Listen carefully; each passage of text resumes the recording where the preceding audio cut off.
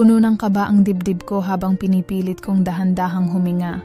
Halos bumagsak ang cellphone sa kamay ko dahil sa pawis, pero hindi ko na iniisip yon. Hindi ko na kayang itago pa. Matagal na akong nag-aalangan, nagtatago ng sugat na unti-unting kumakain sa puso ko. Ngunit ngayon, darating na ang sandali para harapin ang katotohanan at harapin siya. Pumasok si Adrian sa apartment. Dala ang simpleng ngiti niya na dati nagpapagaan sa loob ko. Ngayon tila may bigat ang bawat kilos niya. Ang jacket niya ay nakabitin sa balikat. Pero hindi ko napansin. Ang tinitingnan ko lang ay ang mata niya, puno ng lihim, halos nagkukubli sa likod ng ngiting iyon. "Hi, Leah," bati niya. Parang normal lang, pero ramdam ko agad ang tensyon. Halos marinig ko ang tibok ng puso niya sa katahimikan. "Adrian," halos bulong ko. Napakabigat ng boses ko. Halos hindi ko marinig ang sarili ko. Napalapit siya at dahan-dahan niyang hinawakan ang kamay ko. Mainit, mahigpit, parang sinasabi, "Sabihin mo na." Huminga ako ng malalim. "Alam kong may iba ka," unti-unti kong sinabi. Bawat salita parang tinusok sa dibdib ko. At masakit, dahil narinig ko na mas maganda raw siya kaysa sa akin. Huminto si Adrian sa galaw niya. Halos hindi makapaniwala. Ang mata niya ay naghalo. Pagkagulat, guilt, at isang lihim na hindi ko pa alam. Ang titig niya sa akin ay parang apoy na halos sumiklab sa loob ko. Pero may lamig na sumalubong sa bawat salita. "Leah," bulong niya. Dahan-dahan, parang nagbabalak pumili ng tamang salita. Pero mas lalo lang akong kinakabahan. Halos gusto kong sumigaw, pero tumigil ako. Kailangan kong malaman. Kailangan kong maramdaman ang katotohanan. "Hindi ko maintindihan, Adrian." Patuloy ko, habang unti-unting pinipigilan ng luha. "Bakit? Bakit siya? Bakit mas maganda raw siya?" Dumampi ang kanyang kamay sa pisngi ko, dahan-dahan. At ramdam ko ang init na dati nagbibigay sa akin ng aliw. Ngunit ngayon, ibang init. Parang apoy na nagbabagang dapat ay panatag. Pero sumasaklob sa buong katawan ko. Naglalabas ng takot at pangungulila. "Leah, hindi siya," sabi niya. Halos dumampi ang labi niya sa tenga ko. Hindi dahil mas maganda siya, kundi dahil may bagay siya na hindi mo pa alam. Tumigil ang mundo ko sa sandaling yon. Halos bumagsak ako sa sofa, pero tumayo pa rin, huminga ng malalim. Ang puso ko'y kumakalog sa sobrang takot at galit. Ngunit may kakaibang tensyon na dumaloy sa pagitan namin. Mainit, masakit, at parang may pangakong hindi ko pa naiintindihan. "Anong ibig mong sabihin?" Nanginginig ang boses ko. Napalapit siya, halos magdikit ang aming mga mukha. Ramdam ko ang hininga niya sa pisngi ko. Mainit, mabangong pabango.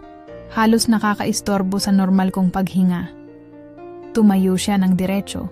Pinipilit ayusin ang tingin sa akin.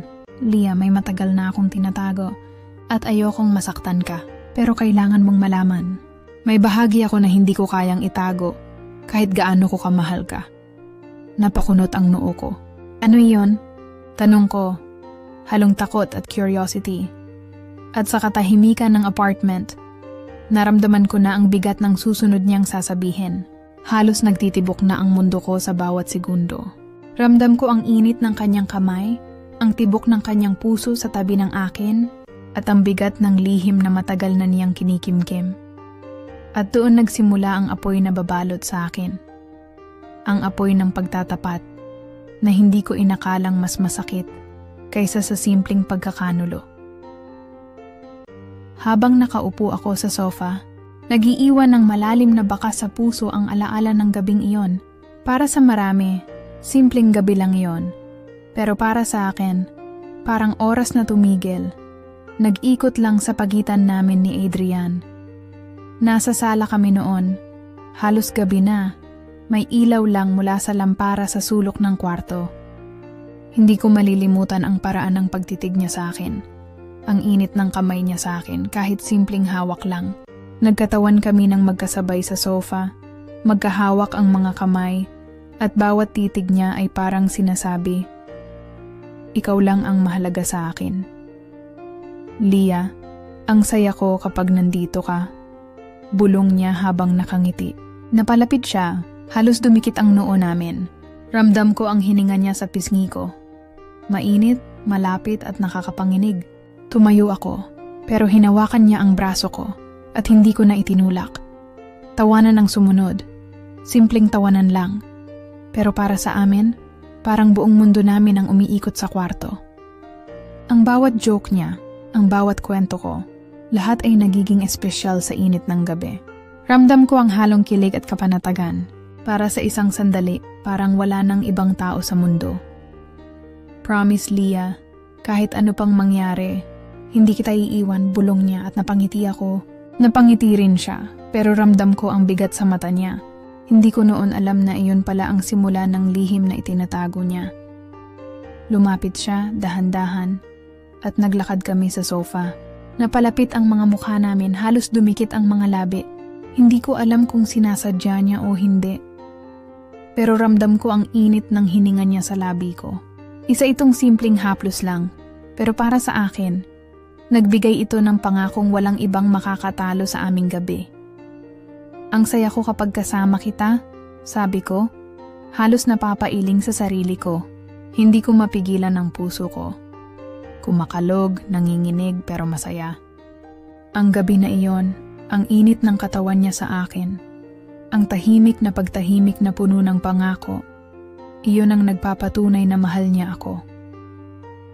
Pero habang bumabalik sa alaala ang gabi, ramdam ko rin ang bigat. Ang parehong mga halik at yakap na noon ay nagdala ng saya, ngayon ay nagiging pabigat sa dibdib ko. Paano niya nagawa iyon habang may tinatago siyang iba? Ang init ng kanyang haplos noon, ngayon ay parang paalala ng pagtataksil na darating. Nang tumigil siya sa sofa at tumingin sa akin ng malapit, hindi ko noon alam na may lihim siyang itinatago. Hindi ko naramdaman noon na sa likod ng mga mata niya ay may parte ng mundo na hindi ako bahagi. At ngayon, habang iniisip ko ang gabing iyon, ramdam ko ang dalawang bagay. Ang init ng pagmamahal niya noon at ang lamig ng katotohanang dadalhin niya sa akin. Parang bawat halik, bawat titig, bawat yakap noong gabing iyon ay naging sandata laban sa akin. Isang paalala na kahit minahal ako ng buo, may lihim siyang itinatago na mas masakit kaysa sa simpleng pagkakanulo. At doon, habang nagbabalik ang alaala, napagtanto ko, iyon ang gabi na nagpatunay na mahal niya ako. At iyon din ang gabi na magbibigay daan sa pinakamalalim na sugat na mararamdaman ko. Tumayo si Adrian sa harap ko, nakatingin sa akin, ngunit nanatiling tahimik. Halos tumigil ang oras sa sandaling iyon. Ang bawat tibok ng puso ko ay parang echo sa katahimikan. Hindi siya nagalit at hindi rin tumango o umiling. Ramdam ko agad ang bigat ng kanyang mata sa akin. Parang sinusukat niya bawat galaw ko, bawat paghinga ko. Leah, bulong niya halos hindi marinig. Pero ramdam ko ang init ng boses niya. Ang pagkakaiba ng tono niya, malambot, may halo ng takot at guilt. Hindi siya nakapagsalita ng buo. Tila nahuli sa sarili niyang bitag. Hawak niya ang mga kamay ko, dahan-dahan. Parang may sinusubukang ipaliwanag na hindi niya kayang sabihin sa salita. Ang mga palad niya ay mainit, halos sumisiksik sa akin. At sa bawat haplos ng kanyang mga daliri sa akin, ramdam ko ang tensyon, isang halo ng init at pangamba. Adrian, ang tanong ko lang, bakit? Halinhin ko, nanginginig ang boses. Hindi ko maintindihan. Bakit niya nagawa ito? Ang pagtalikod sa akin, sa lahat ng ginawa naming alaala. Tumitig siya sa akin ng malalim. Parang sinusubukan hanapin ang tamang salita sa mukha ko. Hindi niya ito nahanap. Ang katahimikan niya ay mas malakas pa sa anumang salita. Halos sumiklab ang init sa pagitan namin. Parang apoy na hindi lumalabas kundi nagliliyab sa loob. Leah, hindi mo pa alam ang buong kwento, bulong niya. At sa bawat salitang iyon tumigil ang puso ko sa sandali. Alam kong may mas malalim pa kaysa sa iniwan niyang bakas ng pagkakanulo. May mas malaking lihim na tinatago. Huminga ako ng malalim. Pilit pinipigilan ng luha. Ano yon? Anong ibig mong sabihin? Halos nagiging pabulong ang boses ko. Ang bawat tanong ko ay puno ng galit at sama ng loob. Ngunit may halong pangungulila pa rin. Parang gusto ko pa rin siyang lapitan, yakapin, at sabay na sigawan ang sakit namin. Lumapit siya ng kaunti. Dahan-dahang tinanggal ang buhok ko sa mukha ko at ang init ng kamay niya sa pisngi ko ay halos nagpapahina sa katawan ko. Lia, mahal kita.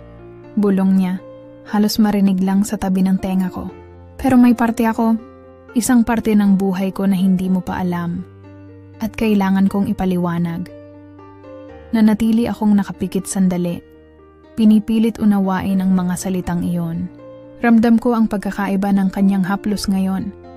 Parang may paunang kasalanan, may paunang pangakong hindi matupad. Ang init ng kanyang kamay sa aking mukha ay nagpapainit sa loob ko. Pero may halong lamig, ang lamig ng katotohanang dadalhin niya sa akin. Tulad ng naaalala mo ang gabing iyon, patuloy niya, at biglang bumalik sa akin ang alaala ng gabi sa sofa. Ang init ng hininga niya, ang titig, ang mga halik na hindi ko malilimutan. At sa sandaling iyon, ramdam ko na ang lahat, ang saya, ang kilig, at ang sakit na darating. Napabuntong hininga ako. Ano ba talaga ang nangyayari sa'yo, Adrian? Sino siya? Tanong ko. Halong galit at pangungulila. Ngumiti siya ng pilit. Ngunit may bakas ng lungkot sa mga mata niya. Lia, hindi siya babae, bulong niya. Tumigil ako. Halos hindi makapaniwala sa narinig. Ang mundo ko'y parang huminto. Ang bawat salita niya ay pumukaw sa lahat ng hinanakit, kuryente ng tensyon, at init na hindi ko maipaliwanag. Hindi ko alam kung dapat ba akong umiyak, umiling, o lapitan siya. Ang init ng katawan niya, ang titig, ang boses na bumabalot sa akin, lahat ay nagsasabing, may mas malalim pa kaysa sa iniisip ko. At doon sa katahimikan ng apartment, ramdam ko ang unang piraso ng lihim na magpapatindi sa sugat ko sa mga susunod. Pagkatapos ng lahat ng sinabi ni Adrian, nagbago ang lahat sa paligid ko. Halos bawat gabi ay puyat ako. Hindi dahil sa trabaho o school, kundi dahil sa isipin ang mga nagdaang pangyayari at ang bawat kilos niya. Nakikita ko ang bawat galaw ni Adrian na parang may kasamang hiya, may kasamang lihim na hindi niya kayang ipaliwanag. Sa kafe, sa sofa, sa kahit anong lugar, napapansin ko na siya'y may mga titig na naiiba. Hindi na siya basta ngumiti, kundi may halo ng takot at guilt. Halos naririnig ko ang bawat hininga niya, bawat pag-aalangan, na parang sinasabi, I'm sorry. Pero hindi mo pa alam ang buong katotohanan. Si Mika naman, hindi ko maikakaila. Palaging nakikita ko sa paligid. Social media queen, lagi ayos, pabongga sa bawat post at kwento. Laging masaya, laging may audience. At parang may invisible na force field na sinasabi sa akin, she's the reason. Naririnig ko rin ang usap-usapan sa mga kaibigan, sa mga kakilala, si Mika raw ang other woman. Hindi ko maintindihan kung bakit ganoon ang reaction ng puso ko. Napupuyat ako, laging nagbabantay, at kahit alam kong wala pa akong ebidensya, ramdam ko na may nagaganap sa pagitan nila. Ang insecurity na matagal ko nang itinago ay biglang sumabog at bawat tingin ni Adrian ay parang paalala ng pagtataksil. May mga sandali rin na gusto kong lapitan siya, halik sa labi, yakapin, at sabihin na everything's fine. Pero hindi ko magawa. Ang init ng katawan niya kapag magkasama kami ay nagiging matinding paalala ng katotohanan. Halos bawat haplos niya ay may kasamang guilt. Parang sinasabi niya, I'm sorry, Lia. Pero may parte ako na hindi mo pa alam. Ang bawat gabi ay nagiging battle ng isip ko at damdamin. Sa school o sa cafe, napapansin ko ang mga sulyap niya kay Mika. Kahit simpleng pagkumpirma lang, parang nagiging matinding kirot sa puso ko. Ang bawat text niya, bawat tawag, bawat sweet nothing na binibigay niya sa akin ay hindi na lang sweet. May nakatagong tension, may nakatagong kasinungalingan. Natutunan kong maging palihim, maging alerto sa bawat kilos niya. Sa tuwing hihinto siya at titingin sa akin, alam kong may sinusubukang itago. At ako, naiisip kung paano ko haharapin ang lahat. Kung paano ko tatanggapin ang sugat na hindi ko pa nakikita sa kabuuan. Si Ella, ang best friend ko, ay nakapansin. Lia, alam kong ramdam mo na may mali. Pero kailangan mong alamin sa sarili mo kung hanggang saan ka magtiis. Ang payo niya ay simple, pero mahirap sundin. Dahil sa bawat titig ni Adrian, sa bawat haplos at halik, naiisip ko, mahal pa ba niya ako? O bahagi na lang ako ng isang lihim? At sa gabi, habang nakahiga ako sa kama, naiisip ko ang bawat haplos, bawat yakap, at bawat titig niya. Ramdam ko na ang relasyon namin ay parang pabigat na bag. Hindi ko alam kung buo pa ba o palala ng palala.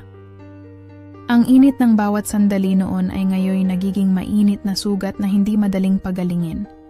Lahat ng iyon, pagdududa, kirot, puyat, ay nagbunga ng isang tanong sa akin. Sa kabila ng pagmamahal, hanggang kailan ko kayang tiisin ang lihim na hindi ko pa alam? At hanggang kailan ko kayang harapin si Adrian, na may mga kilos na halos sumisigaw ng kasinungalingan, kahit tahimik ang bawat salita mag-isa ako sa kwarto. Nakaupo sa gilid ng kama, nakatitig sa bintana. Ang ilaw ng street lamp sa labas ay pumapasok sa kwarto, parang malabong salamin na bumabalot sa alaala ng nakaraan. Ang bawat sandali namin ni Adrian ay unti-unting bumabalik sa isip ko, at ramdam ko ang bigat ng bawat isa. Humihinga ako ng malalim, pilit pinipigilan ang luha. Napaisip ako, tama ba ang ginawa ko? Ang pag-amin, ang pagsasabi ng lahat ng nararamdaman ko? Lahat ng hinanakit at duda? Para bang bawat salita ko ay naglatag ng pinto sa sugat na hindi ko alam kung handa na akong harapin. Binalikan ko ang mga gabi na puro saya at init. Ang mga simpleng hawak ng kamay niya habang naglalakad sa parke. Ang titig niya na para bang ako lang ang babae sa mundo. At ang mga yakap niya sa sofa na nagbigay sa akin ng seguridad at init. Lahat ng iyon ay parang ilaw na nagbibigay sa akin ng lakas. Pero ngayon, nagiging pabigat sa puso ko. Sa bawat alaala, nararamdaman ko ang halong saya at sakit. Halos ramdam ko ang hininga niya sa pisngi ko, ang init ng katawan niya na dati nagbibigay aliw. Ngunit ngayon ay nagiging paalala ng hiwaga at pagtataksil. Hindi ko alam kung dapat ba akong lumapit sa kanya o itulak siya sa malayo. Napaisip ako, mahal pa ba niya ako? O ako na lang ba ay bahagi ng isang pagtatago? Ang bawat titig niya sa akin, na dati nagpapalakas sa loob ko, ay parang may lihim na hindi kayang sabihin. Ramdam ko sa bawat haplos niya ang guilt, at sa bawat ngiti niya, may bahagyang pag-iingat. Bumalik sa alaala ko ang simpleng haplos niya sa kamay ko habang nag-uusap sa kafe, ang init ng daliri niya, ang tawa niya na parang musika sa tenga ko. Ngayon naiisip ko, iyon na pala ang simula ng pagtataksil. Hindi niya lang ito sinadya noon, pero ngayon, nagiging malinaw sa akin. May bahagi siya ng mundo na hindi ko kasama.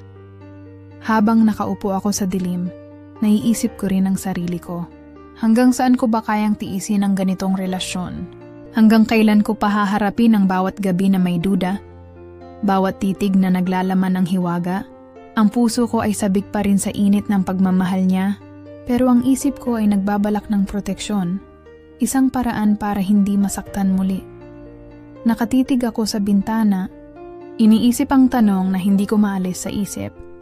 Kung mahal ko siya, dapat ba akong manatili sa piling niya kahit may lihim siyang tinatago? O dapat ba akong palayain ang sarili ko at ang puso ko mula sa bawat sugat na dahan-dahang nilikha ng katotohanan? Sa gitna ng katahimikan, naramdaman ko ang bawat sensasyon. Ang init ng alaala, ang lamig ng katotohanan, at ang matinding pagnanasa na maunawaan ng lahat. At doon, sa dilim ng gabi, naintindihan ko na ang pagmamahal ay hindi laging malinaw, hindi laging patas. Minsan, ito ay halo ng init at sakit, ng saya at pangungulila. Napahawak ako sa sarili ko. Iniisip ang bawat haplos at titig, bawat sandali ng saya at pangakong hindi natupad. At sa gabing iyon, nagpa siya akong harapin ang susunod na yugto. Hindi pa man malinaw kung saan ako patutungo, alam ko na kailangan kong maging matapang, kahit masakit. Hindi ko alam kung dapat ba akong umiyak, sumigaw o tumakbo palabas ng apartment. Nakapikit ako sandali, hinihingal hawak ang sarili ko. Ang bawat salita ni Adrian ay parang kidlat na sumiklab sa loob ng puso ko. Sinusunog ang bawat alaala na dati nagbibigay saya. Lia, kailangan kong sabihin sa iyo ang buong katotohanan, bulong niya. Ang boses niya ay punong-puno ng pangungulila at guilt. Hindi si Mika ang dahilan. Tumigil ako sa paghinga. Ang bawat kalamnan ko ay nakatigil sa tensyon. Parang hindi ko narinig ng tama. Hindi siya. Nanginginig ang boses ko. Hindi. Tumango siya. At ramdam ko ang init ng kanyang kamay na dahan-dahang dumampi sa braso ko. Ang totoo, niloloko kita pero hindi sa isang babae. Niloloko kita sa isang tao na mahal ko, na matagal na rin nating kilala. Halos huminto ang mundo ko sa sandaling iyon. Ang puso ko'y kumulog, ang ulo ko'y umiikot, at ang lahat ng alaala namin ni Adrian ay biglang naghalo. Init, saya, pangako. At ngayon sakit MR. Raf, halinhin kong bulong. Napabuntong hininga siya at tumitig sa akin ng mahaba. Oo, si Raf, ang gym trainer na matagal ko ng kaibigan. Siya pala ang totoong dahilan. Nakita ko ang tula ng guilt sa kanyang mga mata. Ang bawat titig niya ay nagkukwento ng lihim na matagal na niyang ikinukubli. Napaiyak ako, napasinghap. Hindi malaman kung dapat ba akong lapitan o itulak siya sa malayo. Adrian, bakla ka? Tanong ko. Halong galit, halong pangungulila. Parang isang dagok sa dibdib ko, ang katotohanang noon lang niya inamin.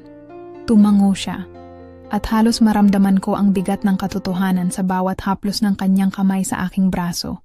Leah, matagal na akong naguguluhan sa sarili ko. Mahal kita, pero kailangan kong harapin ang sarili ko. Mahal ko rin si Raf, at hindi ko kayang ipagkaila iyon pa sa'yo. Parang nawala ang mundo sa paligid ko. Ang init ng alaala, ang init ng bawat halik at titig niya noon, lahat ay naghalo sa sakit ng revelasyon. Ramdam ko ang bawat titig niya sa akin, ang bawat hininga niya malapit sa pisngi ko. Mainit, mabango, ngunit punong-puno ng pagsisisi. Leah, alam kong masakit ito. Alam kong hindi mo pa alam. At alam kong nasasaktan ka. Bulong niya, dahan-dahan. Halos dumampi ang labi niya sa tenga ko. Pero kailangan mong malaman, kailangan nating maging tapat sa isa't isa. Sa sarili natin at sa damdamin natin. Huminga ako ng malalim, hinawakan ng kamay niya, pero hindi ko siya niyakap. Ang puso ko ay sabik sa init, sa comfort, sa seguridad, ngunit alam kong hindi na pwede. Ang bawat haplos niya ay nagdadala ng guilt, bawat titig ay paalala ng pagtataksil at ng isang mundo na hindi ko pa kilala. Paano ko haharapin ito? Bulong ko, halinhin, nanginginig, at halos napaiyak sa init ng damdamin ko at kirot. Tandaan mo, Leah, mahal kita. Pero kailangan nating harapin ang katotohanan. Sagot niya, at dahan-dahang humakbang pabalik. Parang sa gabing iyon, natutunan ko na ang pinakamalalim na sugat ay hindi laging dulot ng isang tao, kundi ng katotohanang pinipilit itago, ng pagmamahal na hindi kayang maging simple. At doon, sa katahimikan ng apartment, alam kong ang susunod na hakbang ko ay magiging pinakamahirap sa lahat. Harapin ang puso ko at ang puso niya, kahit masakit. Umiiyak ako nang halos hindi ko na mapigilan. Ang lahat ng sakit, lahat ng pagkakanulo, lahat ng gabing nagduda ako sa bawat kilos niya. Ngayon ay sumabog. Napasigaw ako sa gitna ng sala. Halos gusto kong bumulaga sa halik ng galit at lungkot. Bakit, Adrian? Bakit mo ginawa ito sa akin? Bakit mo ako niloko habang alam kong mahal kita? Huminto si Adrian sa harap ko. Ang mata niya ay punong-puno ng guilt at lungkot. Halos lumuhod siya sa harap ko. Hawak ang mga kamay ko. At ang init ng mga palad niya ay naghalo sa init ng aking luha. Leah, hindi ito dahil sa'yo. Hindi dahil kulang ka o hindi ka mahal. Mahal kita. Palaging mahal kita. Pero hindi ko na kayang itago ang sarili ko. Ang tunay na ako. Tumigil ako sa paghinga sandali. Halos sumiklab sa tensyon ang bawat segundo. Ang mukha namin ay halos magdikit. Ang init ng hininga niya sa pisngi ko ay nagpapakilig at nagpapahina sa katawan ko. Halos ramdam ko ang bawat tibok ng puso niya sa tabi ng akin. Init at pangungulila na sumisiksik sa bawat sulok ng damdamin ko. Adrian, pero bakit sa kanya? Bakit si Raf? Nanginginig na tanong ko. Habang ang mga luha ko'y dumadaloy sa pisngi, Ang bawat salita ko ay halos nagiging bulong sa sarili ko, puno ng kirot at pangungulila. Hinawakan niya ang pisngi ko ng dahan-dahan at ang init ng kamay niya ay halos nagtatanggal ng lahat ng galit ko sa loob ng ilang sandali. Ngunit hindi nito kayang tanggalin ang kirot. Leah, mahal ko rin si Raf, pero hindi ibig sabihin noon ay wala akong nararamdaman para sa'yo. Mahal kita, pero kailangan kong maging tapat sa sarili ko at sa damdamin ko. Huminga ako ng malalim, pilit pinipigilan ang pagyakap sa kanya. Halos gusto kong lapitan, halikan ang mga labi niya, at sabay-sabay iwan ng sakit. Ngunit alam ko, ang dapat gawin ay hindi iyon. Ang konsensya at takot sa tama at mali ay humahawak sa bawat galaw ko. Lumapit siya ng kaunti, halos dumikit ang noo namin.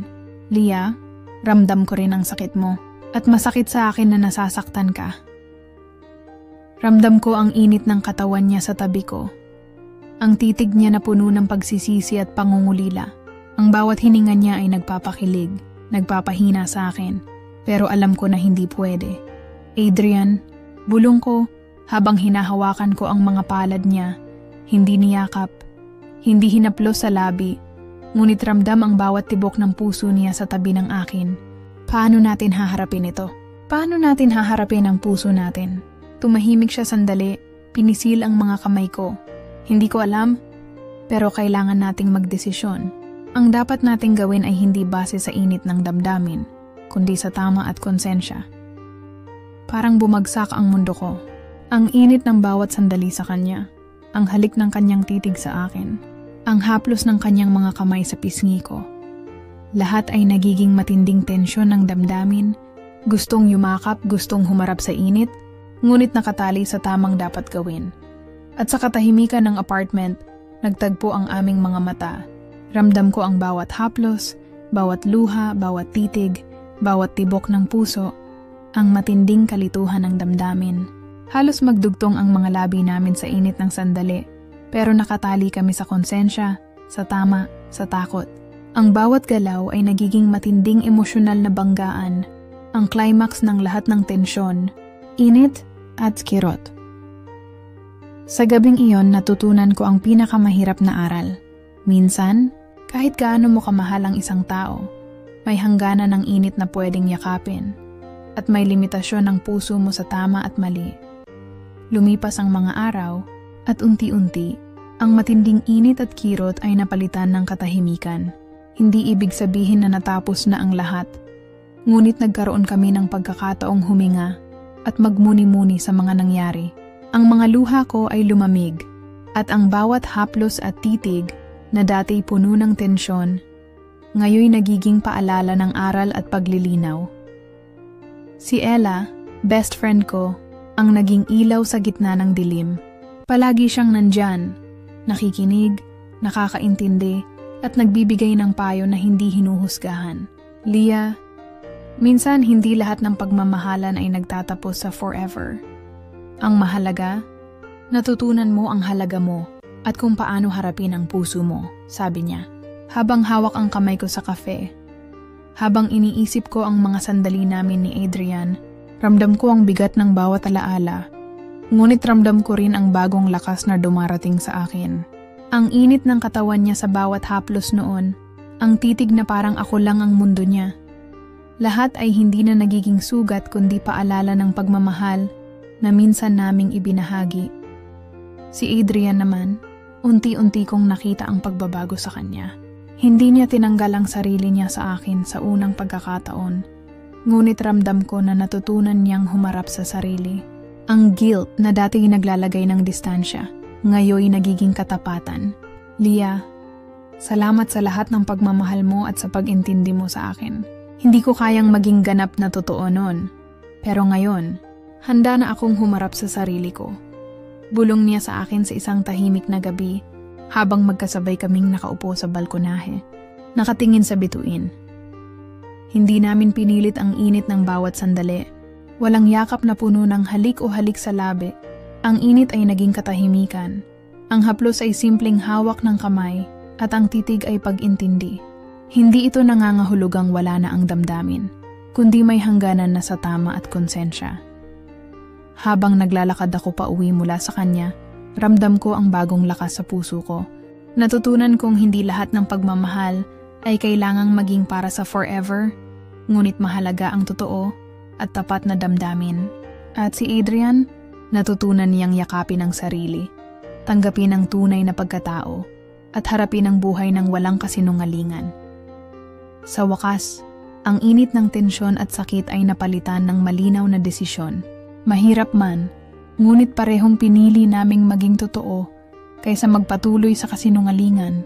Ang bawat titig, bawat haplos, at bawat salita ngayon ay may bagong kahulugan. Hindi na pangungulila, kundi pagkatotoo, pag-intindi at pagpapatawad, hindi sa isa't isa lang, kundi sa sarili rin. Sa katahimikan ng gabi, naiintindihan ko na ang pagmamahal ay minsang hindi para sa forever, ngunit may tamang oras para sa paglaya, paglilinaw, at pagiging tapat sa puso. At sa sandaling iyon, ramdam ko ang kapayapaan, isang damdaming mahirap ipaliwanag, ngunit mas malalim kaysa sa init ng anumang halik o haplos na dati naming ibinahagi. Nang dumating ang gabi, tahimik ang paligid.